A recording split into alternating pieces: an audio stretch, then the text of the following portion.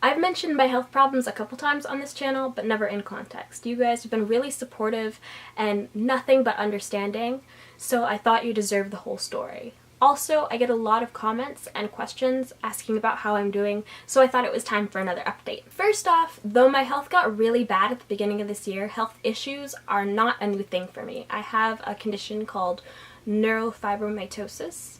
It is a genetic condition that I've had since birth, which causes tumor growth and migraines. If you Google that condition, please don't cry, because the really scary pictures are not what I suffer from. I am lucky that I haven't had much tumor growth.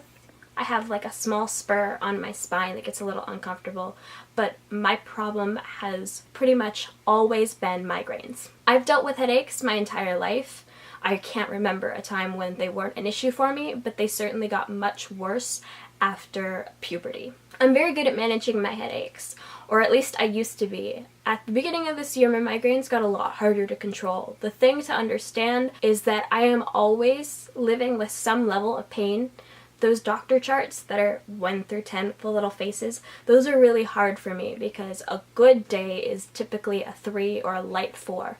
So when I say that my headaches were getting really hard to control, I'm saying that I was dealing daily with a 9 or a 10. I managed to keep going to school and work through this pain for a little while, but eventually I cut back on my work hours to focus on school, and when my headaches didn't clear up after that, I quit my job entirely. I tried sleeping better, I tried eating better, I tried all the tips that I knew to regulate my headaches, and I kept getting worse and worse and worse. So I made the tough decision that I needed to withdraw from school, because I felt that if I stayed, my health would probably get worse and I would flunk out. And since I go to school with financial aid, I couldn't risk damaging my standing like that. The day after I withdrew from school, I was in the hospital. I've said before that my doctor thought I had Pseudotumor Cerebri, which is when my brain thinks I have a tumor, but I don't. So it's giving me all the symptoms, but they can't find anything to treat. But my doctor said that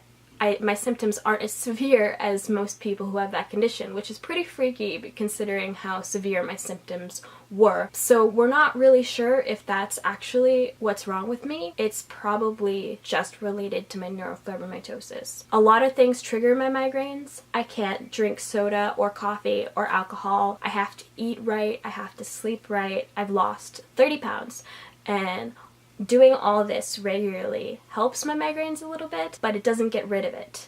I'm even doing physical therapy. Physical therapy for migraines is actually a thing.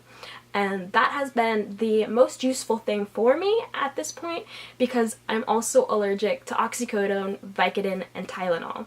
And most other pain medicines just don't really work for me. So I can't take pain meds to alleviate my headaches. So working on relieving tension has been really helpful. Next, my neurologist wants to try botox therapy, which is crazy, but I've been researching it, and apparently botox is actually super effective for migraines. I watched a video and this girl said she went from having a headache every single day to 2 to 3 headaches between the 2 to 3 months that she needs to get her botox injections. And that'd be great. That would be absolutely wonderful for me. It's an expensive treatment program though, so my neurologist has to submit for approval from my insurance.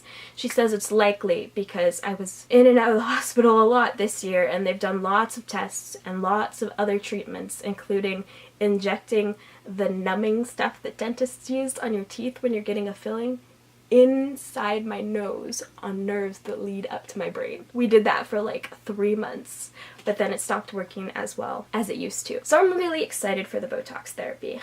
I know it's probably not going to solve all my problems. Migraines are going to be a thing that I'm always going to have to deal with, but I would like to be in a position where I can deal with them again instead of having them be in charge of my whole life. You know, it sucks. It sucks a lot. So that summarizes my history this past year and what's currently going on. I just wanted to keep you guys in the know. I know it can be really scary when you're really sick and you don't know what's going to happen or if there's any hope for the future, so I wanted to make a video for people who might be experiencing the same problems that I am, so they can know that they're not alone. My videos will mainly focus on writing and books and fun life stuff still, but this is a part of my life and I'm not ashamed of it, so I do want to share it. Dealing with this when I was a teenager was actually a lot harder than it is now, so if you'd like to know how I did that, please let me know and I might make another video on that. Otherwise, I'm probably only going to talk about my health when big changes happen, so I'll probably update you guys on how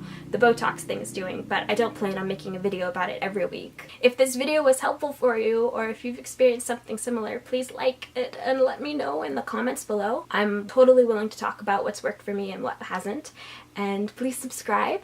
I will see you guys with happier topics very, very soon. Thank you so much for watching my videos. I really, really appreciate you guys. Thanks.